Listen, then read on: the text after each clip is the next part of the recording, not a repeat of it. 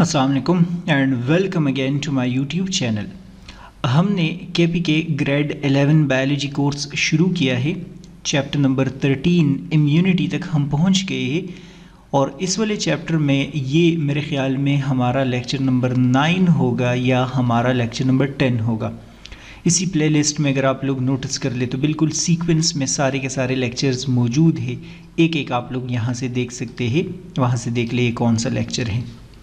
हमने इस लेक्चर में अभी बात करनी है वैक्सीन्स के हवाले से या वैक्सीनेशन के हवाले से।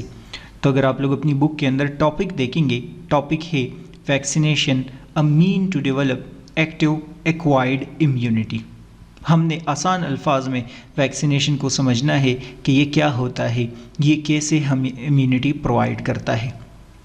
इस टॉपिक को शुरू करने से पहले जो पिछला टॉपिक है टाइप्स ऑफ इम्यूनिटी वाला, वो आप लोगों को याद होना चाहिए। आप लोगों को याद होगा पिछले लेक्चर में मैंने आपको बताया है कि इम्यूनिटी के दो टाइप्स होते हैं, जिसमें से एक इम्यूनिटी को हम इन्नेट इम्यूनिटी नाम देते हैं। इन्नेट इम्यूनिटी के बारे में मैंने आप लोगों को बताया कि बाय बर्थ इम्यूनिटी को बोलते हैं। हमारा स्किन मौजूद है, डाइजेस्टिव सिस्टम के मेम्ब्रेन्स डिफरेंट टाइप्स के मौजूद है, वो हमें प्रोटेक्ट कर रहे होते हैं पैरासाइट से। दूसरा आप लोगों ने डिस्कस किया कि एक्वायर्ड इम्यूनिटी है। एक्वायर्ड इम्यूनिटी को आप लोगों ने एडॉप्टिव इम्यूनिटी बी नाम दिया। फिर आप लोगों ने डिस्कस किया कि एडॉप्टिव इम्यूनिटी जैसे जैसे हम इन्वायरमेंट के अंदर एक्सपोज होते हैं, जैसे जैसे हम इन्वायरमेंट में नए नए पैरासाइट्स अपनी बॉडी में एब्जॉर्ब करते हैं, तो ये इम्यूनिटी डेवलप होती है। इस एक्वायर्ड इम्यूनिटी के आप लोगों ने दो टाइप्स डिस्कस किए। एक को आपने एक्टिव नाम दिया था और दूसरे को आपने पैसिव इम्यूनिटी नाम दिया था। जो एक्टिव इम्यूनिटी है, इसमें आप लोगों ने डिस्कस किया कि एक तो इन्फेक्शंस आते हैं कि जब भी हमारे बॉडी के अंदर कोई भी इन्फेक्शन अगर हो जाता है तो उसकी वजह से हम इम्यून हो जाते हैं। और दूसरा आप लोगों ने डिस्कस किया था कि इसमें वैक्सीन्स आते हैं कि हम अपने बॉडी में ख़ुद पैरासाइट इंजेक्ट कर देते हैं, ख़ुद पैथोजन या पैथोजन का कोई पार्ट इंजेक्ट कर देते हैं और कुछ अरसे बाद हम क्या हो जाते हैं, इम्यून हो जाते हैं।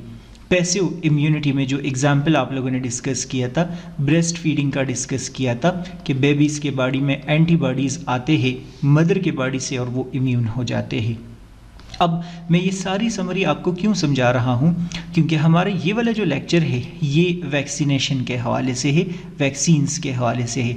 और वैक्सीन्स किस में आते हैं, एक्टिव इम्यूनिटी में आते हैं, इस कैटेगरी में फॉल करते हैं। So vaccination a mean to develop active acquired immunity, ये एक्वायर्ड इम्यूनिटी में आता है, ये एक्टिव इम्यूनिटी में आता है। तो हमने इसके हवाले से बात करनी है। चूँकि मैं बार बार हर एक लेक्चर के अंदर बोल रहा हूँ कि मेरा जो पर्पज़ है इन लेक्चर्स का वो लाइन बाय लाइन बुक के अंदर जो भी लिखा है वो एक्सप्लेन करना है, तो थोड़ा सा टफ़र होगा ये वाला टॉपिक समझाना आपको, क्योंकि ये है आसान, लेकिन जब मैं बुक से समझाऊंगा थोड़ा सा मुश्किल हो जाएगा। इसी वजह से आप लोग क्विक 1 मिनट के लिए देखेंगे कि वैक्सीन्स में होता क्या है और वैक्सीन्स हम क्यों लगाते हैं।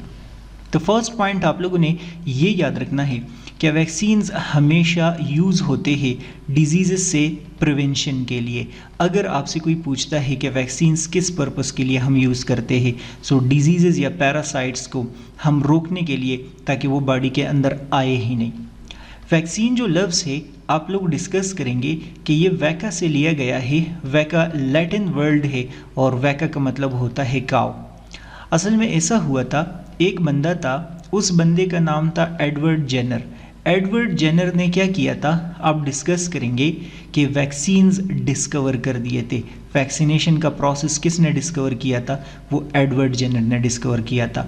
अगर इनके हिसाब से एग्जामिनर पूछता है कि किस चीज़ के अगेंस्ट वैक्सीन डिस्कवर कर दिए थे, तो आप बोलेंगे कि अगेंस्ट काउपॉक्स। काउपॉक्स के अगेंस्ट क्या थे, वैक्सीन्स डिस्कवर कर दिए थे। एडवर्ड जेनर ने कहा था कि एक पर्सन है, उस पर्सन के बॉडी में अगर इनकेस काउपॉक्स के जो वायरस है या काउपॉक्स का जो पस है वो इंजेक्ट किया जाए तो इस पर्सन के बॉडी में स्मॉल पॉक्स नहीं हो सकता। ये एक दूसरा वायरस है, ये यहाँ पर प्रॉब्लम नहीं काज कर सकता। दूसरे अल्फाज में एडवर्ड जेनर हमें क्या समझाने की कोशिश कर रहा है कि जब भी हम काउपॉक्स का पस इस पर्सन के बॉडी में इंजेक्ट कर जाते हैं तो ये बंदा क्या हो जाता है, इस स्मॉल पॉक्स से प्रिवेंट हो जाता है। इसका मतलब कि ये इम्यून हो जाता है। बाकायदा उन्होंने एक्सपेरिमेंट की मदद से ये क्या कर दिया था, साबित कर दिया था। इस पूरे प्रोसेस में क्या होता है, सपोज करते हैं फॉर वाइल एक पर्सन है और उस पर्सन के बॉडी में आप काउ पॉक्स के पस इंजेक्ट कर देते हैं। काउ पॉक्स के पस में आप डिस्कस करेंगे कि वायरस मौजूद होगा। वो वायरस यहाँ पर आता है और आप बोलेंगे कि इस पर्सन के बॉडी में यहाँ पर एक तो एंटीबॉडीज़ बन जाते हैं और एंटीबॉडीज़ के साथ साथ मेमोरी सेल्स बन जाते हैं। चूँकि एंटीबॉडीज़ और मेमोरी सेल्स दोनों के दोनों बन गए हैं, तो अब कल को अगर इनके स्मॉल पॉक्स वायरस आएगा तो आप बोलेंगे कि वो स्मॉल पॉक्स इस पर्सन को नुकसान नहीं पहुंचा सकता, क्योंकि मेमोरी सेल्स इसी के साथ जो दूसरा रिलेटेड वायरस है, मिलता जुलता वायरस है, उसके अगेंस्ट मेमोरी सेल्स मौजूद है, तो स्मॉल पॉक्स क्या हो जाएगा, कंट्रोल हो जाएगा। सो हम हमेशा वैक्सीनेशन की मदद से क्या करते होते हैं, हम प्रिवेंशन कर रहे होते हैं।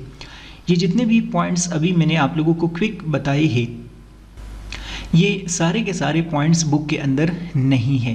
ये मैंने वैसे ही जस्ट आइडिया दिया है आप लोगों को, तो समझ नहीं आई कोई मसला नहीं है, ये यहाँ का काम नहीं था। बुक में देखते हैं लाइन बाय लाइन क्या लिखा है। Immunization is the process where body is made immune or resistant to an infectious disease, typically by administration of vaccine. लिखा है कि इम्यूनाइजेशन या वैक्सीनेशन एक ऐसा प्रोसेस है जिसमें क्या होता है, हमारा बॉडी किसी स्पेसिफिक पैथोजन के अगेंस्ट, किसी स्पेसिफिक डिजीज़ के अगेंस्ट रेजिस्टेंट हो जाता है। इसका मतलब होगा कि एक स्पेसिफिक डिजीज़ हमारे बॉडी में नहीं अगर होगा, उसको हम क्या कर देते हैं, स्टॉप कर देते हैं। इसका मतलब हो गया कि हम उसके अगेंस्ट क्या हो जाते हैं, इम्यून हो जाते हैं। ये कैसे होगा, हमें अपने बॉडी में क्या करना होगा, वैक्सीन्स इंजेक्ट करने होंगे।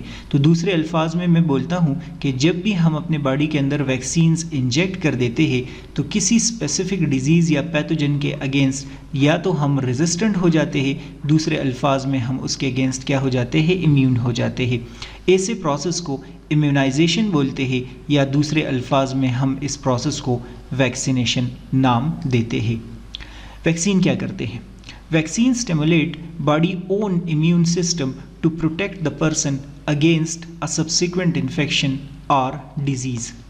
ये जो वैक्सीन है, जैसे ही ये हम किसी पर्सन के बॉडी में इंजेक्ट कर देंगे, तो बुक के अंदर डिस्कस किया है कि ये बंदा क्या होना शुरू हो जाता है, फ्यूचर इन्फेक्शंस अगर इन केस आ रहे होते हैं उसके अगेंस्ट ये बंदा इम्यून हो जाता है, उसके अगेंस्ट ये बंदा प्रोटेक्ट हो जाता है, रेजिस्टेंट हो जाता है।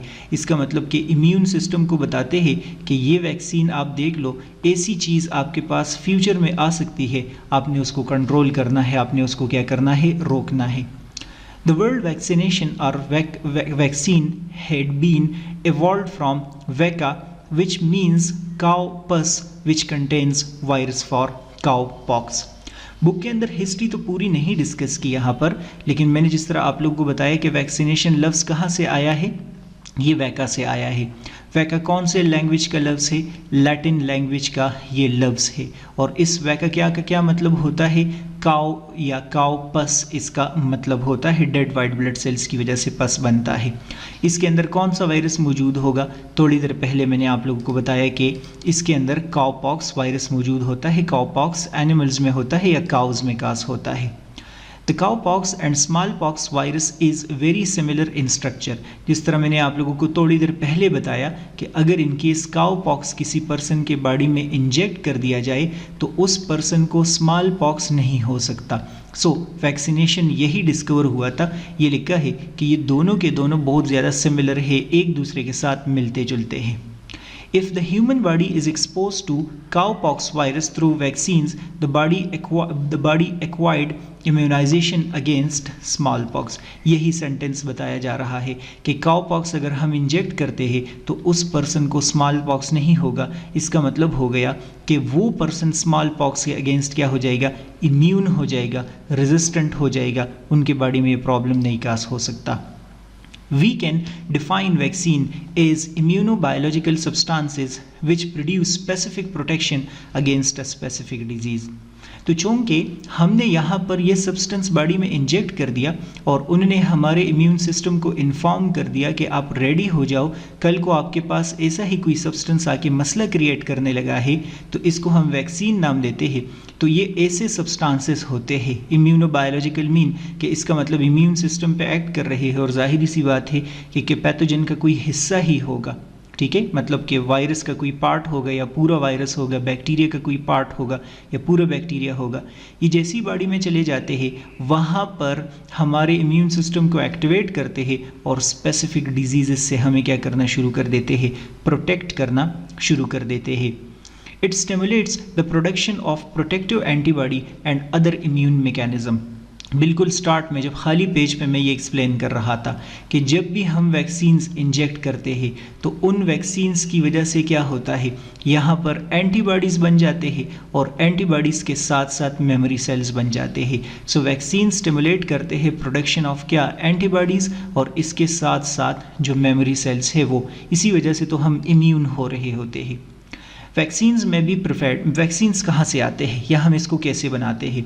दे can be prepared from modified organisms, live modified organisms. Suppose करते हैं फॉर अ वाइल कि ये हमारे पास एक वायरस है, हम ऐसा करते हैं कि इस वायरस को हम जेनेटिक इंजीनियरिंग की मदद से मॉडिफाई कर देंगे।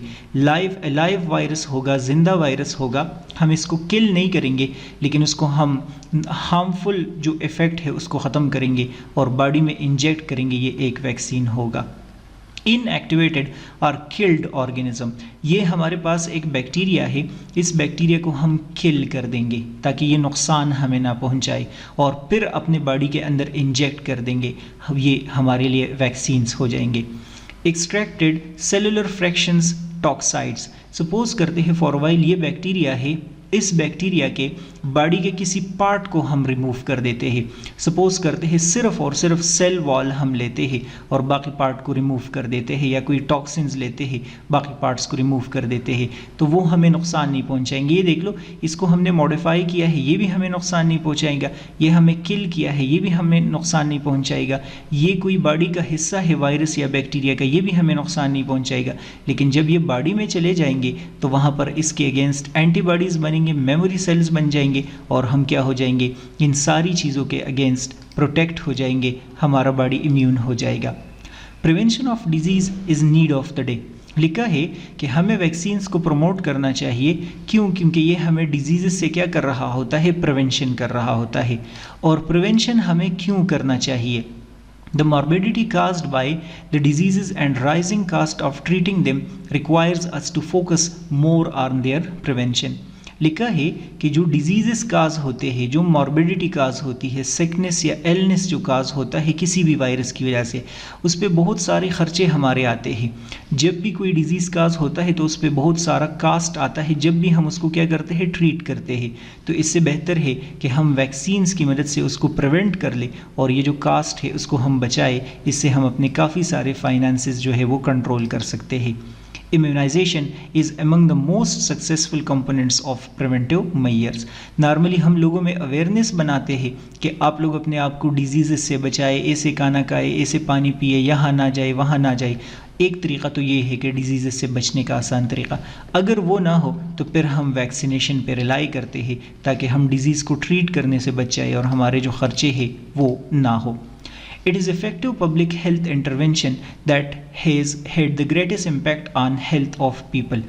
अगर इनकी इस वैक्सीनेशन प्रोसेस हम नहीं डिस्कवर करते तो बहुत सारे वायरसेस, पैरासाइट्स, बैक्टीरिया हो सकता है कि ह्यूमंस को ख़त्म कर देते, लेकिन हमारी जो सर्वाइवल हो रही है, जो पॉपुलेशन ह्यूमन का बढ़ रहा है, उसमें सबसे इम्पॉर्टेंट जो कंट्रीब्यूशन है वो वैक्सीनेशन का है। हमारा जो हेल्थ है वो इम्प्रूव करता जा रहा है, तो इसी वजह से आप लोग डिस्कस करेंगे कि नंबर ऑफ़ इंडिविजुअल्स भी बढ़ते जा रहे हैं and so on. Every year, millions of children around the globe are saved from illness or death because of vaccines. Earlier times में तो बहुत ज़्यादा डेथ होती थी जब वैक्सीन्स नहीं थे, तो हम पैरासाइट्स वगैरह को कंट्रोल नहीं कर पाते थे। आजकल हम उसको कर पा रहे हैं। सो टेक्निकली आप लोग सोच रहे होंगे कि मैं सीधे सीधे रीड कर रहा हूँ, समझ कुछ नहीं आ रही। मेरा जो पर्पज़ है इन लेक्चर्स का वो लाइन बाय लाइन समझाना है। हर लेक्चर में मैं ये अनाउंस करता हूँ कि अगर आप लोगों ने ओरिजिनल कंसेप्ट बेस्ड चीज़ें समझनी है और वो आप लोगों ने अच्छे से अंडरस्टैंड करनी है, स्पेशली आपको एंट्री टेस्ट में भी हेल्प मिलेगा या और भी आप लोगों को पढ़ने में मज़ा आएगा, तो मेरे जो पेड लेक्चर्स है उसके बारे में आप लोग मेरे से पूछ सकते हैं। उसमें मेरे अपने शॉर्ट नोट्स बनाए हैं पॉइंट्स के फॉर्म में, बुलेट्स के फॉर्म में, उस तक आप लोग एक्सेस हासिल कर सकते हैं, लेकिन वो पेड लेक्चर्स होंगे। उसमें मैंने अपने तरीके से चीज़ें एक्सप्लेन की है डिटेल में, तो मेरे ख्याल में कोई प्रॉब्लम नहीं होगा। आप लोगों की अपनी मर्ज़ी है। अगर आप लोग फॉलो कर रहे हैं इन लेक्चर्स को तो लाइक, सब्सक्राइब, शेयर ज़रूर कर लें। अपने फ्रेंड्स के साथ मेरे चैनल का नाम अपने क्लास के साथ शेयर कर लें। नेक्स्ट वीडियो लेक्चर देख ले। गुड बाय, अल्लाह हाफिज़।